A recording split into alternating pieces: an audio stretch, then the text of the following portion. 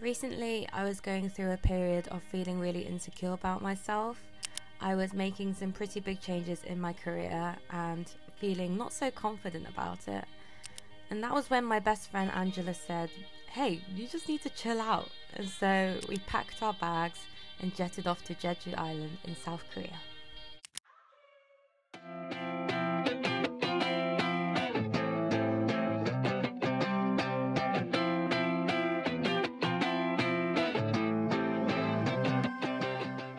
There's something so refreshing about going to a country where you can't read or understand anything.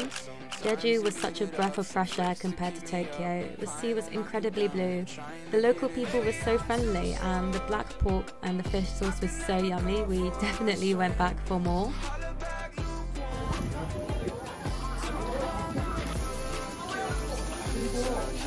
We had rented a cute Airbnb down the south of Jeju and didn't overpack our schedule too much to make sure we were properly relaxing. Angela is a lot more chill compared to me, but that didn't affect the way we travelled together. Somehow she let me be this energetic bubbly ball of a tangerine while she took in the air to relax and recharge. We had one evening out where we were just talking for ages about how grateful we were to have met each other. Angela and I met through a mutual guy friend only 1 year ago, and it was one of those moments where you feel like you've known the other person for ages. Recently we were both going through a bit of a rough time, and so it actually brought us a lot closer together, to the point where we were grateful to be going through these hard times because it led to our friendship becoming closer. We went to a local bar afterwards where the owner was so friendly and introduced us to his local friends.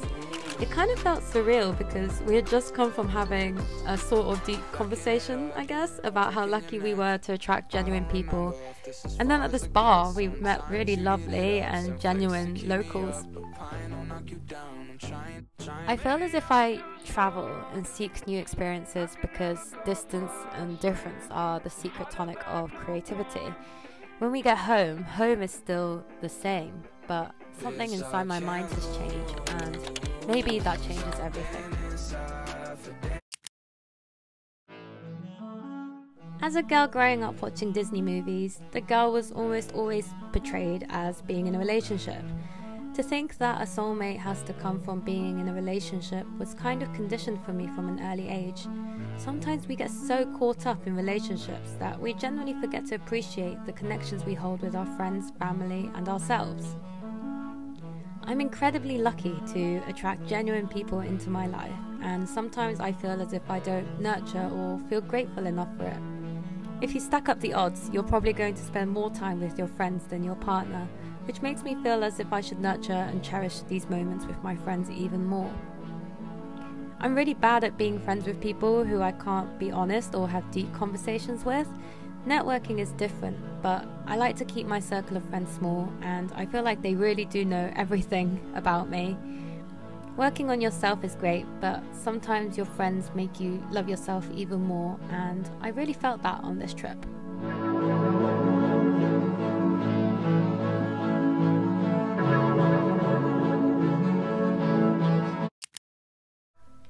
Sometimes I just get so sucked into things that aren't doing me any good. I have all this energy inside of me, and sometimes I direct it towards negative thoughts when there's so much positive things I could focus on. An endless cycle of feeling insecure yet knowing there's so much to be grateful for, and so I realise how ungrateful I am, and so I make myself feel even worse. In hindsight, after all those seemingly small obstacles, I did come out stronger, and rather than obsessing over becoming a better version of myself every day, I just stopped worrying less about things I can't control and let myself just live and enjoy the moments that brought me genuine happiness and peace. People who love, hate, or even reject us face all sorts of issues of their own, and from what I've learnt about mine, sometimes it's not a bad thing to just sit with your emotions. Like in Inside Out, there is no happiness without sadness. Yes, I did just make a Disney reference. And most importantly, time is the biggest medicine of them all.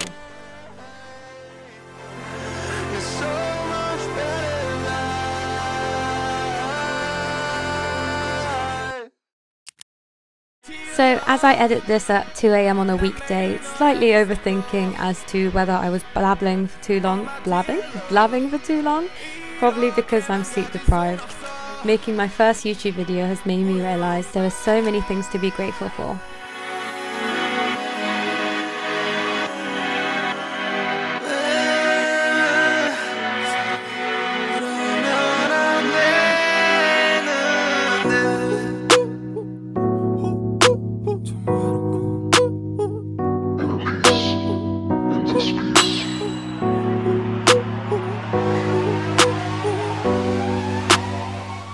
I spent so long trying to escape the pressures that my own mind created, but there is no pressure. I'll tell myself that I have time, and although I'm not a professional at all, I'll tell myself it's okay to feel a bit lost, because when you feel like you have no time left, you're probably just at the beginning of everything, and everything will be okay. 너 덕분에 우린 축제 속을 사는 myself